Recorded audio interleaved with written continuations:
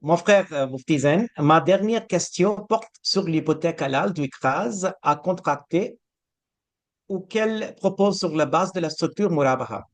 Elle semble être similaire à une hypothèque conventionnelle car nous voyons également un calendrier d'amortissement similaire au calendrier d'amortissement d'une hypothèque conventionnelle. En quoi cela diffère-t-il d'un prêt hypothécaire halal et est-il acceptable? Merci. C'est une très bonne question encore. Ce que nous devons comprendre, c'est que nous ne pouvons pas juger si quelque chose est halal ou haram simplement en regardant un tableau de chiffres. Je pense que c'est l'une des plus grandes leçons à tirer. C'est très important. Ce tableau ne signifie rien en soi. Il ne s'agit que de flux de trésorerie de paiement. Un tableau d'amortissement est simplement un tableau des paiements à effectuer, indiquant ce qui est payé, ce qui reste à payer, le montant du principal et le taux de profit. Tous ces éléments peuvent ressembler à d'autres opérations de financement, mais au bout du compte, il s'agit bien d'un financement. Bien sûr, il y aura des similitudes à un certain niveau car il s'agit d'un marché concurrentiel. Ce qui détermine la conformité à la charia, c'est le fonctionnement du produit, la conception du contrat et les processus, comme nous l'avons dit précédemment, et pas seulement un tableau avec des chiffres. Il est important de souligner que lorsque nous nous informons sur la finance islamique et la charia, nous ne devons pas porter de jugement hâtif. C'est un conseil pour moi et pour tout le monde.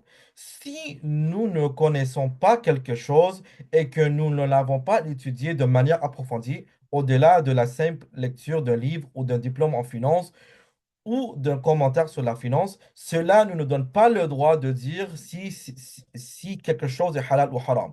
Il s'agit d'une question très sérieuse. Même les érudits tremblent lorsqu'ils parlent de halal et haram. C'est une grande responsabilité car nous sommes responsables devant Allah subhanahu wa ta'ala.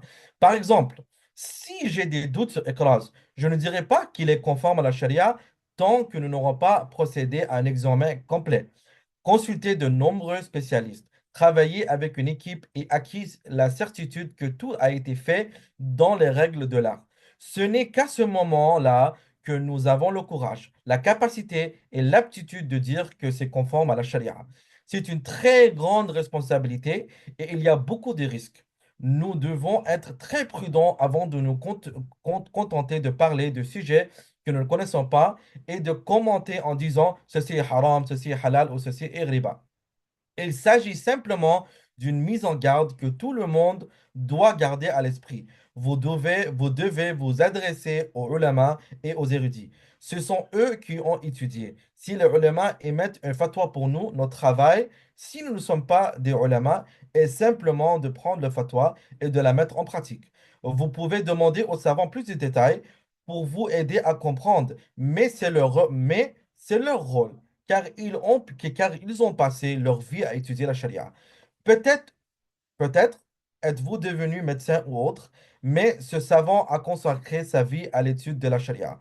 Ainsi, de la même manière que l'érudit vient vous voir pour des conseils médicaux, vous allez le voir pour des conseils sur la charia. C'est un travail d'équipe. C'est ainsi que nous fonctionnons. Ainsi, même si le tableau contient des chiffres qui peuvent ressembler à quelque chose d'autre, n'oubliez pas qu'il ne s'agit que de flux de trésorerie de paiement.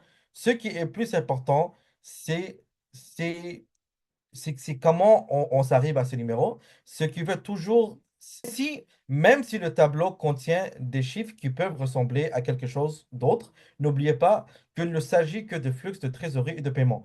Ce qui est plus important, c'est ce qui génère ces flux de trésorerie. C'est ce qu'il faut toujours garder à l'esprit.